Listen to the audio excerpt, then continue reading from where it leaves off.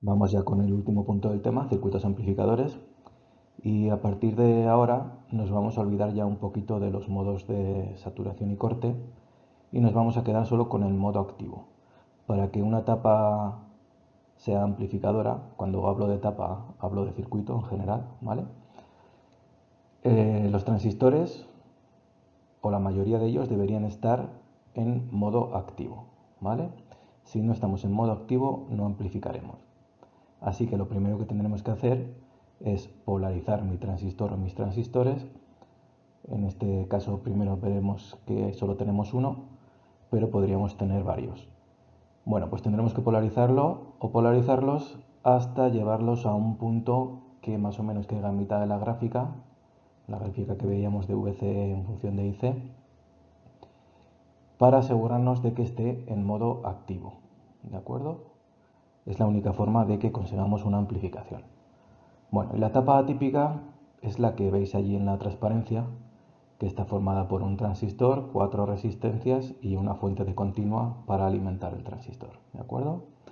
Esta es la etapa más compleja, más o menos, que podemos ver. Lo podemos complicar todo lo que queramos, por supuesto, podemos meter muchísimos más transistores, muchísimas más resistencias, pero más o menos la general es esta, ¿vale? Y a partir de esta se pueden sacar más etapas. ¿Cómo analizamos esta etapa? Bueno, pues aunque os parezca difícil de creer, lo fácil es hacer un Thevenin, ¿de acuerdo? Un Thevenin solo de la parte de la izquierda, es decir, si os acordáis, el primer punto que hacíamos en el Thevenin era quitar la resistencia de carga, o lo que era lo mismo, eliminar toda aquella parte del circuito de la que no íbamos a calcular su equivalente Thevenin. Pues en este caso lo que vamos a eliminar es toda la parte, toda la columna de la derecha. Vamos a eliminar el transistor y vamos a eliminar las resistencias de colector y de emisor, ¿de acuerdo? Solo nos vamos a quedar con la primera columna. Así que el equivalente Thevenin nos quedaría como tenéis ahí arriba. Lo he dibujado como si fuera la primera evaluación, ¿de acuerdo? He transformado la VCC en una fuente de tensión normalita, como la que veíamos en la primera evaluación, para que podamos analizar el Thevenin de esta parte del circuito. Vale. ¿Qué es lo que teníamos que hacer a continuación? Bueno, el punto 2 nos decía delimitar los terminales A y B, que eso ya lo hemos hecho.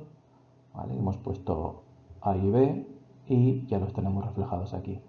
El tercer punto era calcular la resistencia de Thevenin, que hacíamos la resistencia porque era lo más fácil, pero bueno, podíamos hacer directamente la tensión de Thevenin. ¿Cómo hacíamos la resistencia de Thevenin? Pues nos situábamos entre los puntos A y B, ¿vale? Nos situábamos aquí y mirábamos cómo se veían las resistencias desde aquí. Previamente habíamos anulado todas las fuentes. Las fuentes de tensión se convertían en cortocircuitos, en cables, y las fuentes de intensidad se convertían en circuitos abiertos. ¿Vale? Así que si me sitúo entre A y B, desde aquí veo esas dos resistencias en paralelo, ¿vale? Así que la resistencia de Thevenin sería el paralelo de R1 y R2. Bueno, lo siguiente era calcular la tensión de Thevenin. Para calcular la tensión de Thevenin, lo que tenía que hacer era calcular la tensión de vacío entre A y B, ¿vale? Esa tensión de ahí que estoy marcando. Esa era mi tensión de Thevenin.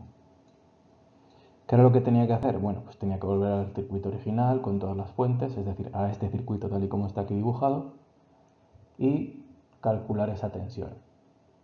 En este caso es un circuito muy facilito, lo podéis resolver como quisierais. Yo aquí creo que lo más fácil es aplicar un divisor de tensión, puesto que todas las resistencias están en serie con esa fuente de tensión, ¿vale? Y la tensión de Thevenin coincide con la tensión que cae en la resistencia R2. Así que mi tensión de Thevenin será VCC por R2 partido de R1 más R2. Luego lo escribo, no os preocupéis, en la transparencia lo tenéis. Y una vez que tengo esto, el último punto era dibujar el equivalente Thevenin que me había quedado, que es lo que tenéis aquí abajo, ¿vale? Y eso lo vuelvo a conectar a lo que había quitado en el punto 1, es decir, a la columna de la derecha que contiene el transistor y las resistencias de colector y emisor. ¿vale? Así que si hago eso, me queda el circuito que tenemos aquí, ¿vale? Aquí tenéis las fórmulas, como he dicho, de la resistencia de Thevenin y de la tensión de Thevenin. Tensión de Thevenin por un lado, si os fijáis, es la fórmula del divisor de tensión, y la resistencia de Thevenin, que es el paralelo de R1 y R2. En este caso se llaman VBB porque es la tensión que tengo en la base y se llama RB porque es la resistencia que tengo en la base, ¿vale? Pero las podéis llamar de Thevenin, no pasa nada. Bueno, y lo siguiente pues ya sería analizar este circuito, pues plantear las dos ecuaciones de malla, tanto la de entrada como la de salida, las que están en azul y en rojo, ¿vale? Que también las tenéis puestas aquí. Y acordaros siempre de que estamos en modo activo, o deberíamos estar, o queremos estar en modo activo. Por lo tanto, podré aplicar las aproximaciones del modo activo, es decir, podré despreciar la intensidad de base frente a las otras dos y decir que la intensidad de emisor es prácticamente igual a la intensidad de colector. ¿De acuerdo? Acordaos de que esto solo lo podemos hacer en activo. Vale, esta es la etapa típica general, ¿vale? De polarización de un transistor. Esto solo me sirve para llevar el transistor a un punto Q que me asegure que está en activo. Pero es una etapa genérica con 4 resistencias. Puedo conseguir etapas más sencillas. ¿Cómo? Jugando con los valores de estas 4 resistencias, ¿de acuerdo? Puedo hacer resistencias igual a 0. ¿Qué pasa si una resistencia es igual a 0? Pues que es un cable, es un cortocircuito. O también las puedo hacer infinito. Una resistencia infinito no es más que un circuito abierto, ¿vale? O sea, sería eliminar una o varias de esas resistencias. Realmente estos ejercicios en los que algunas de las resistencias sean cero o sean infinitos ya los habéis hecho, son los primeros de los enunciados del tema, ¿de acuerdo? Así que simplemente con estas ecuaciones que tenéis aquí y sabiendo los valores de las resistencias, haciendo algunas cero o haciendo algunas infinito, podríamos hacer todos los ejercicios de la misma manera, ¿sí? Bueno, seguimos. Acabamos de decir en la transparencia anterior que toda esa red de polarización solo nos servía para asegurarnos un punto Q que cayera dentro de la zona de activo, ¿vale? Para asegurarnos que el transistor estuviera en activo, que si no, no íbamos a amplificar. Pero, ¿qué es lo que queremos amplificar? ¿Qué vamos a amplificar y cómo? Bueno, pues a la hora de decir que vamos a amplificar tenemos que hablar de un concepto nuevo que es la ganancia, ¿vale? Podemos hablar de ganancias varias en tensión e intensidad, son las que nos vamos a centrar en esta asignatura. Hay muchas más, ¿vale? ¿Y qué es una ganancia? Bueno, pues simplemente es una relación entre una señal de salida y una señal de entrada, ¿vale? Así que será un cociente, en este caso, si hablo de ganancia en tensión, será a su V, siempre se pone una A mayúscula, ¿vale? La V es de tensión y es la tensión de salida dividido de la tensión de entrada, ¿vale? Y en el caso de que hable de una ganancia en intensidad, pues pondré una mayúscula sub I de intensidad y también será una señal de salida, en este caso intensidad, dividido de una intensidad de entrada, ¿vale? Cuando hablo de entrada y de salida, hablo de las señales de entrada a mi circuito y de salida a mi circuito, ¿vale? El circuito coge la señal de entrada, la trata, la amplifica y la saca. ¿Cuánto la ha amplificado? Pues para saber cuánto la ha amplificado tendré que dividir la señal de salida entre la de entrada. Así que una ganancia siempre va a ser una salida dividido de una entrada. ¿De acuerdo? Siempre. Y en este caso solo vemos de tensión y de intensidad, así que ¿qué unidades tendrán estas ganancias? En el caso de la de tensión, tengo voltios arriba, voltios abajo, por lo tanto se me irán y me quedará una dimensional. Lo mismo pasará con la ganancia de intensidad. Amperios arriba, amperios abajo, pues las puedo tachar y me queda de nuevo un parámetro adimensional, que no tienen dimensiones. ¿Esto pasa con todas las ganancias? No, porque hay ganancias mixtas.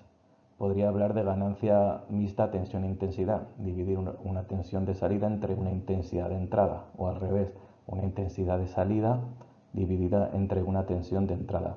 En ese caso las unidades pues serían ohmios o siemens, ¿de acuerdo?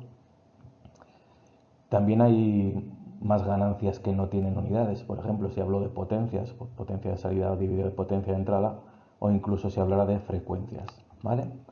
Ya digo que en este curso solo vamos a ver estas dos, ganancias en tensión y ganancias en intensidad, y en segundo igual veis alguna otra, ¿vale? Sobre todo en frecuencia, en radio.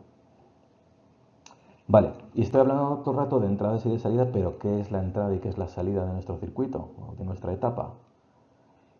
Bueno, pues en función de cómo esté configurado el circuito, tengo tres tipos de configuraciones, ¿vale? Las de emisor común, colector común y base común.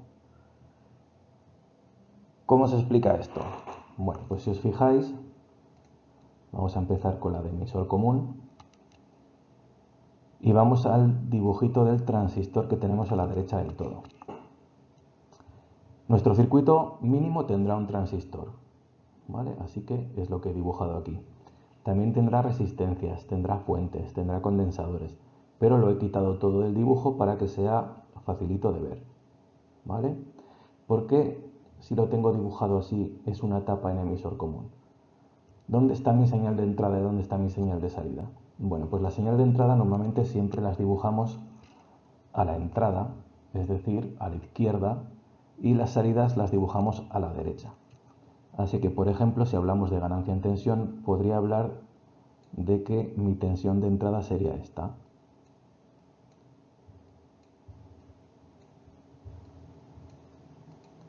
¿Vale? Estoy poniendo V sub I, que viene del inglés in, ¿vale? También podéis escribir el in entero, de hecho lo veréis en muchos sitios. En los exámenes, en los enunciados de exámenes también, en algunos ejercicios también lo veréis. Y mi señal de salida, pues sería una tensión que la pondría aquí, a la derecha del todo, después de que ese transistor ha trabajado con VI y lo que hace es sacarme una V out, ¿vale? Aunque parece que es V sub 0, en realidad es una O que es de out, de salida. Bueno, ¿por qué se llama esta etapa en emisor común? Pues si os fijáis, para hablar de tensiones siempre necesito dos puntos, ¿vale?, en los que establecer una diferencia de potencial. En el caso de mi señal de entrada, esta diferencia de potencial va de la base al emisor. Y en el caso de la señal de salida, este potencial va del colector al emisor. ¿Qué terminal tienen en común las dos señales? El emisor, ¿de acuerdo? Por eso estas etapas se llaman etapas en emisor común, porque las dos señales tienen en común el emisor. Perdón. Etapa en colector común. ¿Qué es lo que pasa? Pues lo mismo. Yo tendré mi señal de entrada. En este caso estoy poniendo polaridad positiva arriba y polaridad negativa abajo, pero eso da lo mismo, ¿de acuerdo? Eso no es lo importante. Esta sería mi VI, esta sería mi VOUT.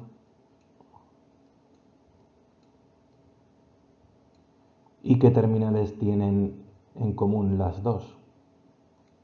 Pues en este caso el colector, ¿vale? Por eso esta etapa se llama en colector común. En el caso de la base, pues lo que tendrían en común las dos señales sería la base. Vale, tres posibles configuraciones. El 99% de las configuraciones que veáis, lo mismo sea en exámenes que lo mismo que sean ejercicios, por no decir más del 99%, ¿vale? 99,9% si queréis, van a ser en emisor común. Solo vamos a ver una etapa en colector común, que es la última transparencia de este tema. Y no vamos a ver ninguna en base común, ¿vale? Este curso no vamos a ver ninguna en base común. En audio podéis ver alguna en segundo. ¿Y por qué usamos, digo, 99,9% de las veces etapas en emisor común? Bueno, pues por lo que tenemos aquí. Aquí nos está diciendo que la ganancia en tensión para una etapa de emisor común es alta y la ganancia en intensidad también es alta. Es decir, que una etapa en emisor común nos sirve tanto para amplificar tensión como para amplificar intensidad. No es que tengamos que elegir una de las dos, es que nos va a amplificar las dos, ¿de acuerdo? ¿Que solo queremos amplificar o la tensión o la intensidad? Pues entonces será cuando me vaya a las otras etapas. Si quiero amplificar intensidad, me iré a una etapa de colector común, teniendo en cuenta que no quiero tocar la tensión. Si os fijáis, la ganancia en tensión de una etapa en colector común es prácticamente la unidad. Y además no llega a 1, ¿vale? Será 0,9, 0,8. Cuanto más cerca del 1, mejor. Pero no va a llegar al 1 por las pérdidas. ¿De acuerdo? ¿De qué se deben estas pérdidas? Pues la polarización base-emisor del transistor, las pérdidas entre colector y emisor, ¿vale? Por eso no vamos a llegar al 1. Pero nos vamos a quedar muy cerquita del 1, sobre todo cuando trabajemos con tensiones altas, porque no es lo mismo restarle 0,7 a una tensión de 50 voltios que restarle 0,7 a una tensión de 2 voltios, ¿vale? Bueno, y cuando queramos una ganancia en tensión alta, pero que la ganancia en intensidad permanezca más o menos constante, será cuando elija una etapa en base común, ¿vale?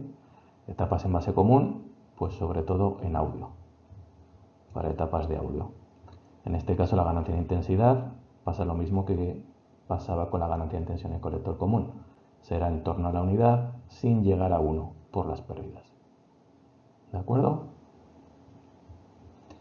Bueno, así que ya os digo, quedaros con la copla de que las etapas en emisor común son la mayoría de las que vamos a ver en los ejercicios, las que tenéis en prácticamente casi todos los ejercicios del examen, salvo alguna de colector común, que siempre va a ser la misma, la de colector común, la que tenéis en la última transparencia de este tema y que explicaremos en el siguiente vídeo o dentro de 2 vídeos, ya veremos. ¿De acuerdo? Bueno, pues seguimos.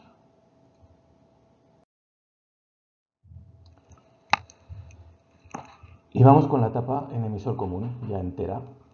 En esta etapa podemos distinguir 3 zonas. Una zona central, que es la que tenemos aquí, ¿vale? Esta zona central es la que ya estamos acostumbrados a trabajar. Un transistor con varias resistencias y una alimentación de continua, una fuente de continua que nos sirve para polarizar el transistor. Esta zona central solo sirve para polarizar el transistor, para llevármelo al modo activo. Y luego aparte tiene otras 2 zonas. Una zona de entrada, esta de aquí, donde tengo mi tensión de entrada, que en este caso correspondería a una fuente senoidal, con su intensidad de entrada, que viene suministrada directamente por esa fuente de tensión. Y también tengo una zona de salida, que sería esta de aquí, en el que he puesto una resistencia de carga RL, donde se cae la tensión de salida, Vout o V0, y llega una intensidad de salida I sub out o I sub 0, ¿de acuerdo? He puesto una resistencia de carga por poner algo, como hacíamos en el Thevenin, pero aquí podría haber un circuito enorme también si hiciera falta. Y lo mismo con la zona de entrada, también podría haber otro circuito enorme. La novedad es que estamos metiendo condensadores. No os preocupéis porque los condensadores nos los cargaremos a la primera de cambio, ¿vale? No vamos a tener que trabajar con los condensadores. Estos condensadores son de acoplo o de desacoplo. Sirven para quitar ruido, para quitar componentes de continua y a la hora de amplificar no nos afectan, ¿de acuerdo? No afectan cuánto estoy amplificando o cuánto dejo de amplificar. Bueno, ¿qué está haciendo esta etapa que tenéis aquí? Pues imaginaros que esta fuente de alterna, VI, señal de entrada, es esta azul que tenéis aquí abajo dibujada. Veis que es una señal senoidal, que tiene una cierta componente continua, ¿vale? Y esta señal atraviesa toda nuestra etapa, todo nuestro circuito. ¿Y cómo llega a la salida? Bueno, pues llega en forma de esta otra senoidal, la que tenemos a la derecha, esta que es rojilla. ¿Y qué es lo que podemos ver en esta señal? Pues que es un poquito más grande, así que nos ha salido amplificada. Y además, si os fijáis, mientras que el azul empieza yendo hacia arriba, la roja empieza yendo hacia abajo. Es decir, que nos ha salido una señal invertida. Nos ha salido del mismo tipo, senoidal, nos ha salido más grande, una amplitud más grande, es decir, amplificada. Pero en vez de empezar yendo hacia arriba, empieza yendo hacia abajo. Esto significa que nuestra señal ha sido invertida. ¿Cuándo nuestra etapa de transistores nos va a invertir o no una señal? Pues dependerá del número de transistores que tenga. Si el número de transistores es impar, como en este caso, que solo tengo uno, la señal saldrá invertida. Si el número de transistores es par, la señal saldrá sin invertir. ¿De acuerdo? Saldrá de la misma manera que entró. ¿Sí? Bueno, vamos a la siguiente transparencia. ¿Cómo analizamos esta etapa para calcular sus ganancias?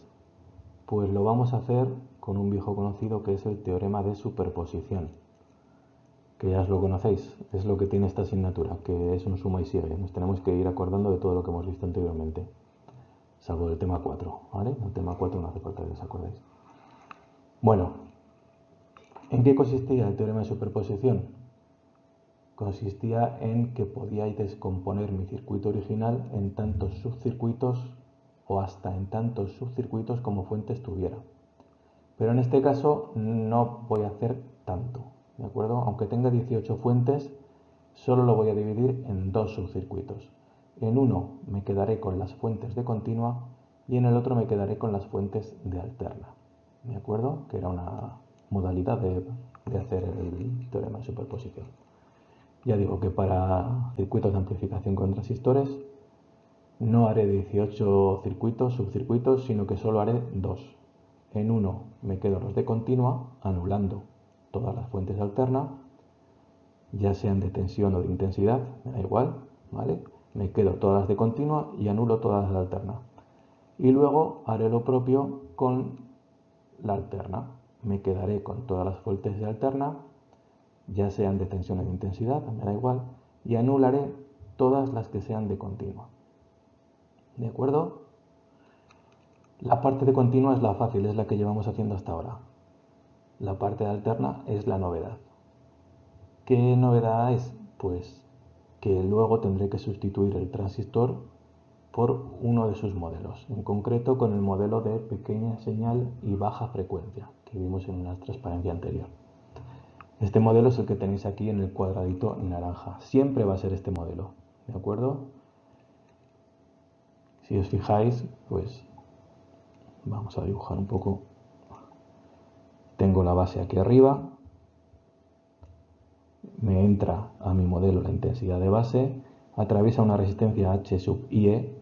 Esto es un parámetro híbrido del transistor que nos lo da su hoja de características. Siempre os lo vamos a dar en el examen, si cae, ¿vale? Así que no os tenéis que preocupar. Y luego tiene una fuente de intensidad dependiente, que depende de la intensidad de base, ¿vale? Beta veces la intensidad de base, la beta también la damos siempre. Luego aquí abajo tiene el emisor, que si os fijáis el emisor es toda la línea de abajo, ¿vale? Toda esta línea está cortocircuitada, así que toda esta parte de abajo es el emisor. Y luego tenemos el colector en la parte de la derecha, ¿de acuerdo? Tal y como está dibujado este circuito, con todo lo que tiene conectado fuera del cuadradito naranja, pues aquí tengo mi señal de entrada, VI, o la intensidad de entrada, que la tengo aquí, y en el lado de la derecha del todo, pues tengo mi tensión de salida y mi intensidad de salida también, ¿de acuerdo? Ahora veremos cómo se hace esto.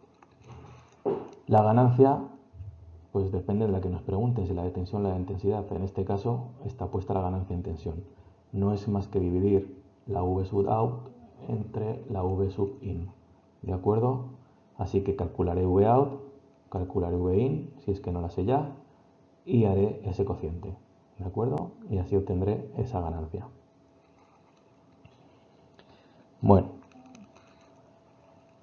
en este circuito de análisis en alterna me he cargado las fuentes de continua, así que nos indica qué está haciendo mi circuito original para señales alternas. Los condensadores os he dicho que nos los cargaríamos a la primera de cambio. Bueno, pues cuando estemos trabajando en la parte alterna consideraremos los condensadores como cortocircuitos, como cables. Ahora luego en el ejemplo lo explico más detalladamente, ¿vale? Que se ve muchísimo mejor si lo hacemos con un ejemplo.